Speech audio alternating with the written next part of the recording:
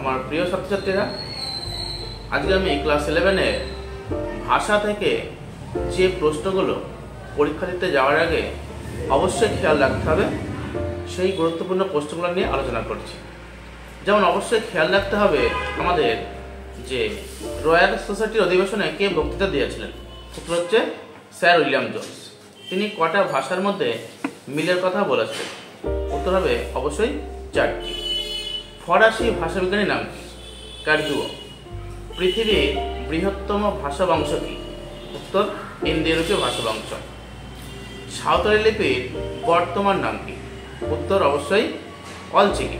এবং এই লিপির উদ্ভাবককে রঘুনাথ মুর্মু। প্রাচীন ভারতীয় আর্য ভাষার নিদর্শন কি? ঋগ্বেদ। এর সঙ্গে দেখতে হবে যে প্রশ্নটা যে মধ্য ভারতীয় আর্য ভাষার নিদর্শন কোনটি? অবশ্যই অশোকের শিলালিপি। বাংলা ভাষার সৃষ্টি কোন ভাষা থেকে বা কিভাবে? এর উত্তর হচ্ছে মাগধী অপভ্রংশ থেকে। প্রশ্ন খেয়াল রাখতে হবে পরীক্ষা যাওয়ার আগে যে করেনমন কোথাকার ভাষা? উত্তর অবশ্যই হবে মায়ানমারের ভাষা। লুঙ্গি শব্দটি কোন শব্দ থেকে এসছে? উত্তর হচ্ছে বর্মী। নদিয়া এবং কলকাতায় কোন উপভাষা প্রচলিত? উত্তর হচ্ছে অবশ্যই রাঢ়ী উপভাষা। প্রশ্ন হতে পারে যে সাধু ভাষা শব্দটি প্রথম কে ব্যবহার করে? রামমোহন রায়। কোন উপভাষায় অভিশ্রুতির বৈশিষ্ট্য লক্ষ্য করা যায়? উত্তর হচ্ছে রাঢ়ী উপভাষা। খেয়াল রাখতে হবে যে ব্রাহুই ভাষার চিহ্ন কোথায় পাওয়া যায়? পাকিস্তানের বেলুচিস্তানে। ইনকা সভ্যতার মানুষ কোন ভাষা ব্যবহার করত? কিচুয়া ভাষা। ভাষাভাষীর সংখ্যার দিক থেকে দ্বিতীয় বৃহত্তম ভাষা বংশের নাম কি? উত্তর হচ্ছে দ্রাবিড় ভাষা বংশ।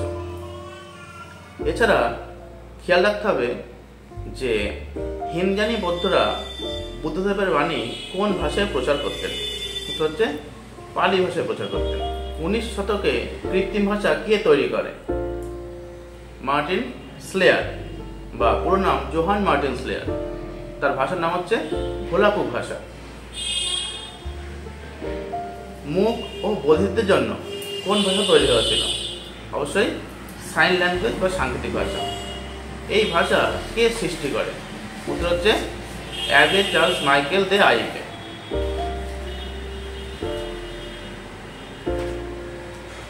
এসপারান্তো ভাষায় ব্যঞ্জনধ্বনির সংখ্যা কটি? 23টি এবং স্বরধ্বনির সংখ্যা 5টি।